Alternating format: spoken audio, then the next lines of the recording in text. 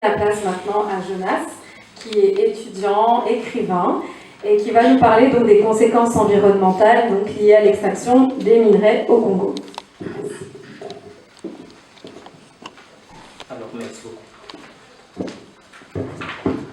Alors, merci beaucoup pour ce sujet qui est la génération lumière m'a donné, et cela m'a beaucoup interpellé parce que je viens du Congo, je sais la misère congolaise, je connais les situations qui se passent au Congo, et le Congo m'a permis à connaître le monde. C'est grâce au Congo que je connais maintenant le monde. Et je dirais pour les conséquences environnementales liées à l'extension du minerai au Congo, je dirais qu'on est face à un monde pour rien, simplement parce que l'avenir du monde est en danger. L'une des grandes problématiques du monde aujourd'hui tourne tout autour de l'environnement, et nous sommes dans une époque où la technologie numérique est un point important pour une société. Tout le monde veut voir sa communauté avancer en tout mode de développement.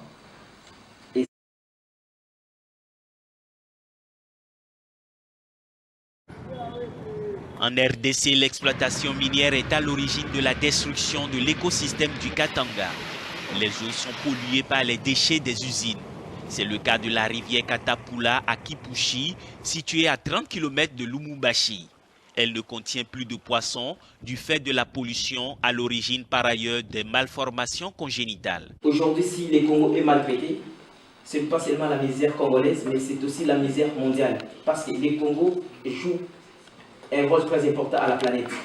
Si aujourd'hui on peut dire oui, la misère congolaise, leur souffrance, leur maladie ne nous concerne pas, certes, mais on ne peut pas nier la flore et la faune qui se trouvent en République démocratique du Congo. Aujourd'hui, il y a une disparition des gorilles, des éléphants dans le parc national des Kaouzi-Biega qui se trouve en Bukavu.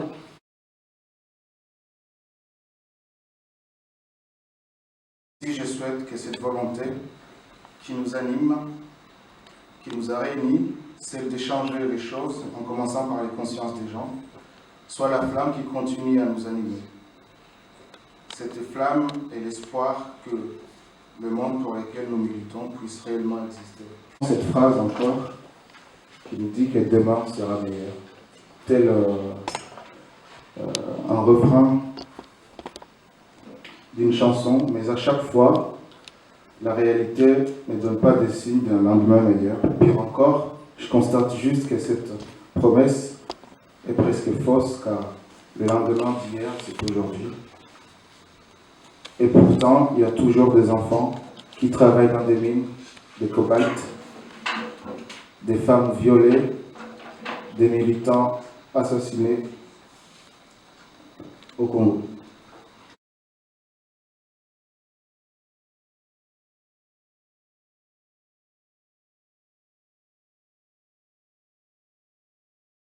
Dans cette mine de la République démocratique du Congo, un minerai très convoité, le coltan. Pas toujours dans la boue, ils sont 2 millions d'après la Banque mondiale, 40% d'entre eux des enfants, souvent âgés de moins de 10 ans. Un problème qui serait directement lié au manque d'éducation. Moi, je n'étudie pas. Mon travail, c'est creuser les minerais. Il s'agit d'une course effrénée, pour en prendre le plus vite possible, à l'aide de machines ou simplement à la force des bras. C'est un minerai de cobalt. Le cobalt, ou le minerai du monde de demain. Son cours a presque triplé en un an. Alors à qui profite cette flambée des prix? Nous sommes allés en République démocratique du Congo, qui produit 60% du cobalt dans le monde. Une manne gigantesque qui est aussi synonyme dans ce pays de marché noir, de corruption et d'ouvriers exploités. Nous voici sur l'une des plus grosses mines industrielles de l'Est du Congo.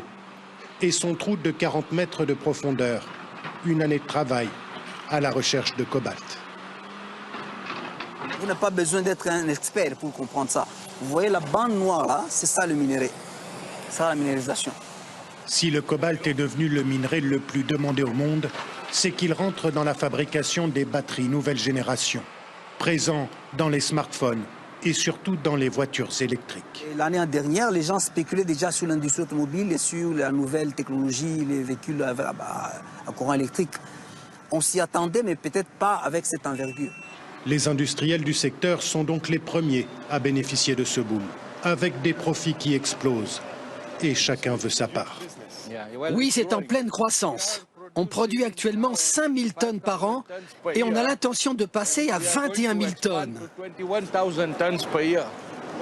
Il y a ceux qui produisent et ceux qui achètent la matière première, sortie de ces usines de première transformation, avec une destination privilégiée.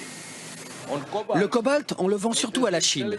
C'est le seul pays à avoir les capacités industrielles pour le transformer en batterie.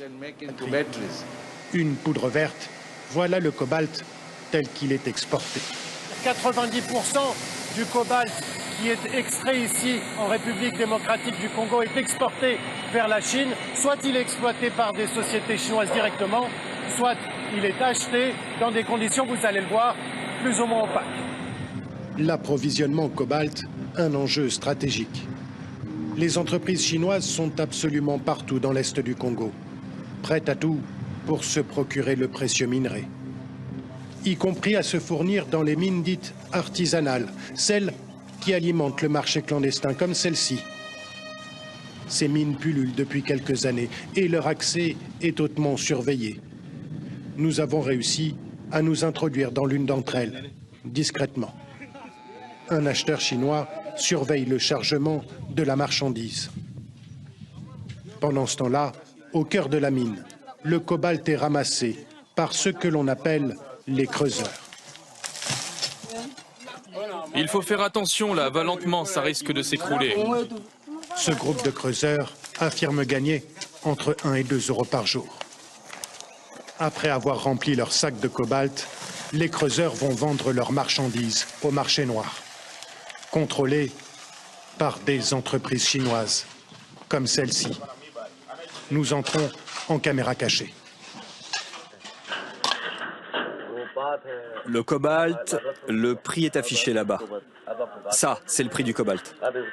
Le commerçant nous montre le tableau où le prix des matières premières est affiché. Un quart du cobalt du Congo passe par le marché noir, un business colossal. Ce que nous confirme un employé congolais de la plus grande société chinoise installée dans le pays. Ici, quelle que soit la qualité et la teneur en cobalt, ils achètent. Le marché noir, ça se passe très bien, c'est bien organisé, tu verras. Un marché noir protégé par l'État congolais. La preuve, c'est la garde présidentielle qui protège le siège de la société chinoise. Des soldats qui dépendent directement du chef de l'État, Joseph Kabila. Une protection généralisée, c'est ce que nous expliquent les creuseurs que nous avons retrouvés après leur travail. C'est juste les gardes présidentiels de notre Congo et qui gardent les Chinois là-bas au dépôt. Ils sont ensemble? Oui, ils sont ensemble. C'est les Chinois qui font la loi parce qu'il a trouvé notre pays qui est foutu. Ils nous volent sur le prix et en plus, si tu veux discuter, les soldats te tapent. Il n'y a rien à faire. En République démocratique du Congo, dans ce pays où le cobalt génère des centaines de millions d'euros chaque année, plus de 70% de la population vit en dessous du seuil de pauvreté. Cette richesse mondiale appelée la République démocratique du Congo, ce n'est pas seulement une richesse mondiale, aujourd'hui c'est une pauvreté mondiale. Seulement parce que le pays développé cherche à exploiter le minerai du Congo et abandonne et ne se soucie pas de la misère qui se passe sur place et ne se soucie pas de la population. Même si on ne veut pas se soucier de la population, mais on veut quand même un monde que nous voulons vivre demain. Et aujourd'hui, grâce au Congo, on peut détruire ces mondes. Grâce au Congo, on peut aussi garder ces mondes. Le Congo joue un rôle très important à l'avenir de l'humanité. La République démocratique du Congo, un des poumons verts de la planète, est menacée par l'exploitation forestière illégale selon l'ONG Global Witness qui demande aux pays importateurs de bois dont la France de prendre des mesures. L'ONG affirme avoir enquêté pendant 2 ans sur les activités de Nord-Sud Timber en RDC. Elle estime que cette entreprise exploite des concessions forestières grandes comme la Suisse et a contrôlé en 2017 près de 60% du commerce du bois dans ce pays. La RDC abrite 60% de la forêt du bassin du Congo, un des derniers poumons de la planète. L'ONG Greenpeace estime que sa déforestation menacerait la lutte contre le réchauffement climatique en libérant du dioxyde de carbone stocké en grande quantité dans les tourbières des forêts tropicales. Mais la religion, je pense qu'il y a des chrétiens, même des musulmans ici au milieu de nous. La religion nous demande que chacun doit être les gardiens de son frère. Mais comment est-ce qu'on doit garder nos frères? Comment est-ce qu'on doit garder nos enfants si aujourd'hui on veut préserver aussi les dangers qui se présentent? Et il y a les dangers qui se présentent d'une manière apocalyptique. On veut précéder déjà au temps. Nous faisons des projets à long terme, des projets en 2050-2020. Est-ce que nous allons arriver en 2050-2020? Il y a les réchauffements climatiques qui se présentent aujourd'hui. Comment est-ce qu'on doit faire face à ces réchauffements climatiques? Si aujourd'hui les Congos n'existent pas, je dirais qu'un monde n'existe pas. Parce que je considère les Congos comme une femme séductrice. Il amène tout le monde à la tentation et au conflit. Et tous ont besoin de s'en servir, mais ce n'est pas seulement la pureté qui les intéresse, mais ce sont les valeurs supérieures qu'elles possèdent qui est déjà en veille. Aujourd'hui, je considère également les Congos comme une porte d'hôpital. Elle peut ouvrir et pour fermer la vie à un monde. Si nous voulons détruire ces mondes, détruisons ces Congos. Et si nous voulons avoir ces mondes, gardons la République démocratique du Congo. Jamais dire le nom, jamais dire d'où tu viens, pas nommer d'autres noms.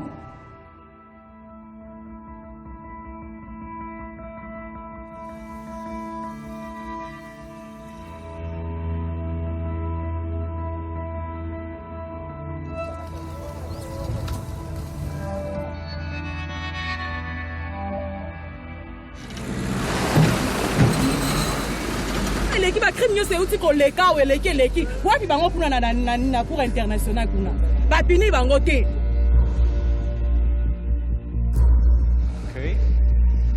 L'ambition encore un peu.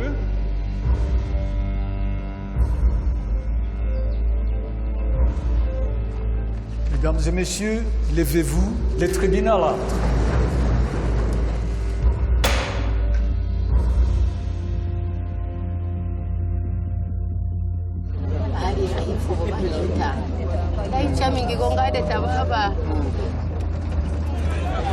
Vous êtes le ministre de l'Intérieur. Oui, le ministre de l'Intérieur, la sécurité. Pourquoi êtes-vous arrivé si tard? Les événements se passent la nuit. Peux-tu nous affirmer que sa police à lui ne travaille que la journée?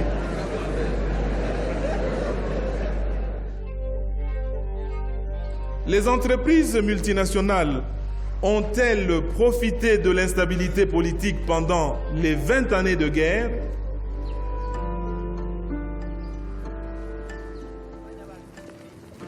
Ce qui se passe autour de moi n'est pas acceptable. Pour qui me prend-on pour accepter ça? Pour qui nous prend-on pour accepter ça?